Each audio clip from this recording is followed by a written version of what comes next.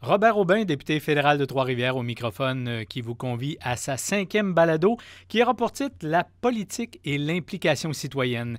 Et je vous convie dans une toute nouvelle enveloppe acoustique. Peut-être n'y verrez-vous pas la différence, peut-être que oui si vous avez l'ouïe particulièrement développée, mais pour la première fois, on enregistre en direct d'Ottawa. Alors bienvenue sur la colline parlementaire.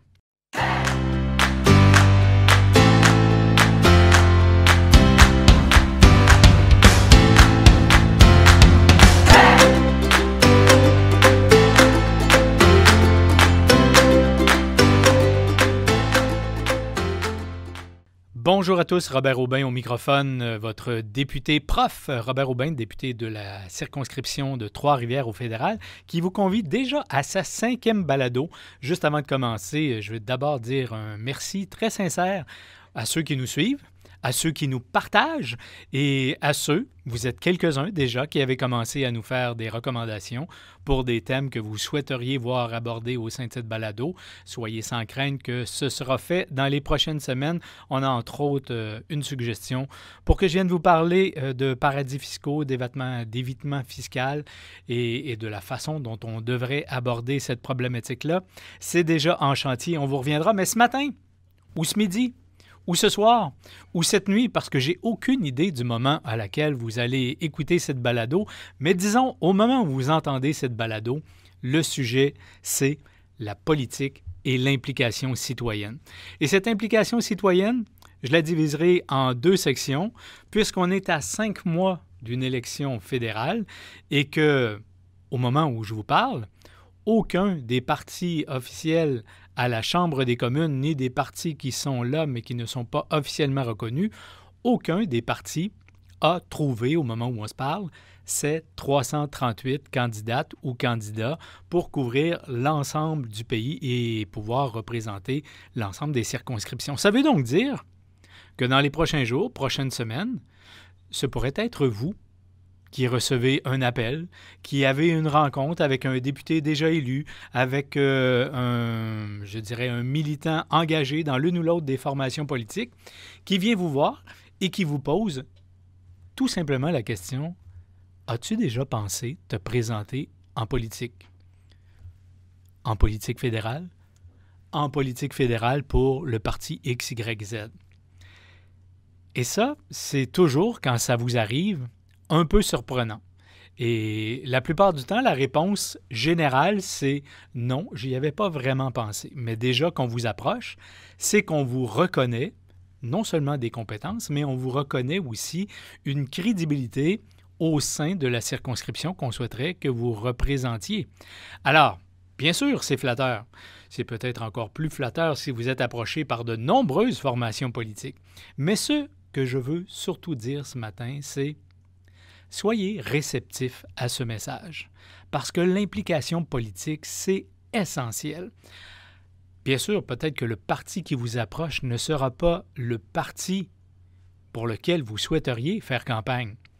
Mais si tel est le cas, si un parti vous a déjà reconnu, évidemment, c'est qu'ils ont vu chez vous quelque chose de particulier qui pourrait très bien servir dans n'importe quelle autre formation politique. Ce qui m'amène à la 2e approche, si vous avez le goût de vous impliquer en politique et de passer du côté actif des choses, vous n'êtes pas obligé d'attendre qu'une formation politique vous approche en vous demandant si vous souhaitez être candidate ou candidat. Vous pouvez vous-même faire la démarche d'aller vers le parti qui se rapproche le plus de vos convictions personnelles, de vos valeurs et de ce que vous souhaiteriez mettre en place pour offrir vos services. Et ça peut se faire en allant rencontrer l'association de comté du parti que vous souhaitez représenter et voir s'il y a une disponibilité. C'est aussi simple que ça. À partir de ce moment-là, la conversation s'engage et qui sait, vous pourriez être le 21 octobre un de mes collègues ou une de mes collègues de travail à la Chambre des communes, puisque malheureusement, vous ne pourrez pas obtenir l'investiture néo-démocrate dans Trois-Rivières puisque j'ai été investi dimanche dernier. Alors, ça vous laisse une chance ou bien pour un autre parti, ce que je ne vous conseille pas nécessairement, mais allez là où sont vos convictions. Alors voilà la première façon d'être actif et d'être significatif et de combattre ce cynisme en politique, c'est de faire soi-même une implication concrète. Et la réponse que j'ai entendue le plus fréquemment quand j'approche des gens pour être candidat ou candidate pour ma formation, c'est « je vais attendre un peu, je me sens pas prêt ». Mais permettez-moi de vous dire, avec tout le respect que j'ai pour chacun d'entre vous, si vous attendez d'être prêt ou prête pour faire de la politique, vous en ferez jamais parce qu'il n'y a aucune formation académique qui vous mène directement vers le poste de député ou député-e. Alors, il faut vraiment se donner le loisir de dire « je connais mon potentiel, je sais ce que je peux apporter, je fonce et j'apprendrai bien au fur et à mesure en faisant. » Il y a la vieille expression qui dit que c'est en forgeant qu'on devient forgeron. Eh bien, c'est en faisant de la politique qu'on devient politicien ou politicienne. On n'y échappe pas. Tous ceux qui ont fait le parcours universitaire qui les amène en sciences politiques, par exemple, se retrouvent relativement rarement sur le plancher de l'Assemblée nationale ou de la Chambre des communes, puisqu'ils préfèrent très souvent travailler dans les officines. Alors, les gens impliqués qui sont députés ou qui deviendront députés sont des gens comme vous, comme moi, qui décident de faire un geste pour leurs concitoyens, de servir leur communauté et d'offrir ce qu'ils ont de mieux. Qu'est-ce qu'ils ont de mieux? Monsieur Aubin, faut-il absolument être avocat pour être député? Tellement pas. Des avocats, autant à l'Assemblée nationale qu'à la Chambre des communes, il y en a partout. Il y en a dans tous les partis. Et je ne suis pas en train de dire qu'être avocat de formation, ce n'est pas un plus pour une formation politique. Je suis en train de dire que la chose la plus importante, c'est la collégialité, que vous arriviez tous et toutes avec votre bagage, avec vos expériences, avec vos connaissances, en représentant non seulement des professions différentes, mais aussi des portions de la population différentes. Et plus l'Assemblée nationale ou la Chambre des communes sera représentative de la population en général, plus on sera en même de prendre des décisions éclairées. Ce à quoi je pourrais faire une toute petite parenthèse sur la réforme du mode de scrutin que M. Trudeau nous avait promis et sur lequel il a reculé, mais j'en parle pas trop cette fois-ci parce que je pense que ça mérite en soi de s'y arrêter pendant une balado complète pour voir quels sont les avantages d'un mode de scrutin mixte proportionnel par rapport à notre mode de scrutin actuel, désuet. On est à peu près le seul pays du G7 à avoir conservé ce mode de scrutin. Il faudra bien revoir ça un jour parce que, et ça m'amène à faire une transition vers ma deuxième participation citoyenne, le vote. À partir du moment où vous êtes citoyen canadien et que vous avez 18 ans, vous avez droit de vote. Vous avez droit aussi de ne pas vous prévaloir de ce droit de vote-là. Mais ce serait un petit peu absurde. Bien sûr, on entend les ragots fréquemment. « Ah, les politiciens, c'est tout pareil. Rouge, bleu, vert, jaune, orange, ça ne change absolument rien. Et moi, je décroche complètement. » Vous pouvez choisir de décrocher de la politique, mais la politique, elle, ne va pas décrocher de la façon dont progresse et se développe la société dans laquelle vous êtes. Alors, ou bien vous êtes partie prenante à ce développement et vous avez forte chance de pouvoir influer ou influencer plutôt le cours des événements, ou bien vous décrochez et vous subissez. Et pourquoi je vous parle de ça aujourd'hui? Parce que dernièrement, à Trois-Rivières, il y a eu une élection à la mairie pour remplacer le maire démissionnaire. À la fin de la soirée, quand est venu le temps d'annoncer le gagnant, je dis « le » parce que c'était 3 hommes qui faisaient la lutte, on a annoncé le nom du vainqueur, applaudissements, bravo, certains sont contents, d'autres sont déçus, c'est le lot d'une élection. Mais là où on devrait tous être déçus, c'est quand j'ai appris que 38% des électeurs qui avaient droit de vote à cette élection s'étaient prévalus de leurs droits. 38%. Ça fait pas mal de gens qui laissent la décision à d'autres. Et ça, c'était pour l'élection municipale un style de partiel, puisque c'est un mandat à compléter. Mais ça m'a donné l'occasion de dire, oui, mais est-ce que ça se passe comme ça au fédéral aussi? Je suis allé voir les statistiques des dernières années. Alors, disons que depuis l'ère Jean Chrétien, on n'a jamais dépassé les 70%. Alors, on se situe très souvent dans la marge des 60 %. En termes d'orientation scolaire, on pourrait dire, bon, ben, on a au moins la note de passage, on a 60 % et plus, on a eu quelque chose comme 67, si ma mémoire est bonne, à la dernière élection. Et on est allé aussi bas à certaines élections qu'un taux de participation de 40 %. C'est une catastrophe parce que dans le régime, dans le mode de scrutin avec lequel on fonctionne présentement, le parti politique qui va prendre le pouvoir, c'est celui qui a réussi à faire élire le plus grand nombre de députés. Imaginez, tant sous le gouvernement Harper que sous le gouvernement Trudeau présentement, ces deux gouvernements majoritaires quand ils l'ont été, ont été élus avec, dans un cas, 38 % du vote, dans l'autre, 39 %. Et là, 38 ou 39, c'est blanc-bonnet, bonnet blanc, mais c'est 38 ou 39 % d'un taux de participation qui avoisine les 63, 65 ou 68 %. Vous imaginez bien tout ce qui est balayé du revers de la main. Et la question, c'est pourquoi les gens ne se prévalent pas d'un droit aussi fondamental que celui-là, alors qu'ailleurs dans le monde, il y a des gens qui manifestent au risque de leur vie parfois pour avoir ce privilège qui, pour nous, semble un acquis banal.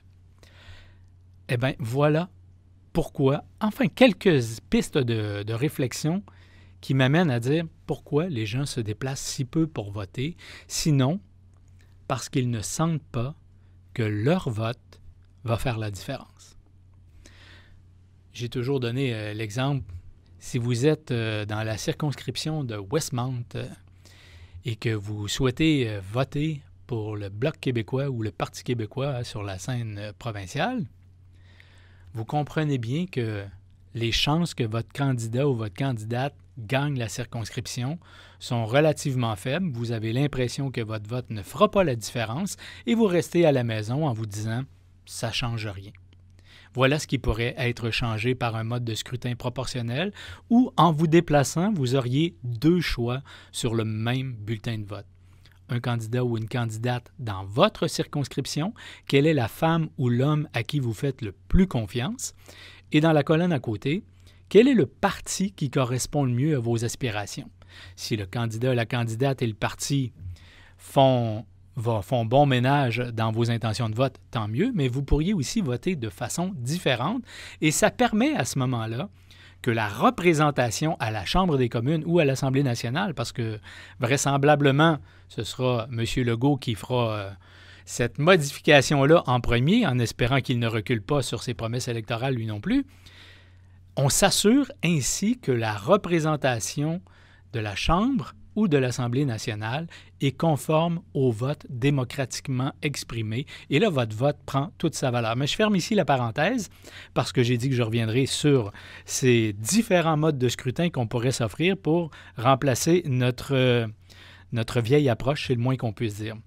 Alors, si on vous approche, tendez l'oreille, réfléchissez. Aller en politique, c'est quand même une expérience particulièrement enrichissante, particulièrement intense, que vous ne regretterez absolument pas. Et ce n'est pas un engagement à vie, c'est un engagement pour un mandat et à vous de choisir si vous voulez poursuivre l'expérience ensuite, si tant est que la population continue de vous accorder la confiance.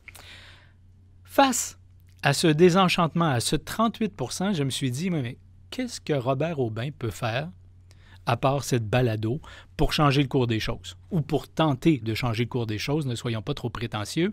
Et voici ce que je vous propose. En équipe, on s'est réunis et on vous propose objectif 80. Objectif 80 %. Pourquoi 80? Il fallait bien mettre un chiffre. Et je me suis rappelé qu'à l'époque où j'étais à l'école secondaire, 80 %, c'était la note qu'il fallait obtenir pour être exempté de l'examen final à la fin de l'année. C'était donc le chiffre à atteindre. Et c'est une belle cible. Alors, 80 %, c'est l'objectif. On souhaiterait qu'à Trois-Rivières, 80 % des électeurs inscrits sur la liste électorale se déplacent pour aller inscrire leur vote le 21 octobre prochain. Comment on va inciter ça? Voilà qu'on lance la campagne Objectif 80, qui est très simple. Vous allez pouvoir trouver sur notre page Facebook et en nous suivant très facilement, dans les prochains jours, une affiche que vous pourriez imprimer chez vous, qui dira tout simplement, le 21 octobre prochain, à Trois-Rivières, moi, je vote. On ne vous demande pas pour qui vous votez. Vous n'avez pas à vous afficher pour un parti politique, pas plus le mien qu'aucun autre. Vous faites juste nous envoyer le message, le 21 octobre prochain à Trois-Rivières, moi, je vote. Vous prenez une photo de vous-même en tenant cet écriteau et vous nous l'envoyez. Et à partir du moment où vous nous l'envoyez, vous imaginez bien que vous nous donnez en même temps la permission de la publier. Et quand les photos seront publiées, vous devenez vous-même des éléments mobilisateurs dans votre entourage. Parce que quand moi, je vais voir les photos des gens que je connais qui garantissent qu'ils vont aller voter, ça va m'inciter peut-être à faire ma photo moi-même, mais très certainement à aller voter. Et régulièrement, nous allons alimenter cette campagne-là en vous disant « Voici le nombre de photos que nous avons reçues, voici le nombre de personnes qui se sont engagées à aller voter le 21 octobre, et par rapport à la liste électorale et au nombre d'électeurs potentiels de Trois-Rivières, on est rendu à 2 3 10 20 30 40 et on se rappelle, objectif 80 %. Alors, suivez-nous. Dans les prochains jours, ça va arriver sur nos pages Facebook, sur nos médias sociaux et j'espère que vous serez vraiment très nombreux à participer à cette campagne Objectif 80. Imaginez si on obtenait Objectif 85 ou 90, Trois-Rivières pourrait se démarquer et envoyer un message clair à l'ensemble des circonscriptions du Canada. À la prochaine!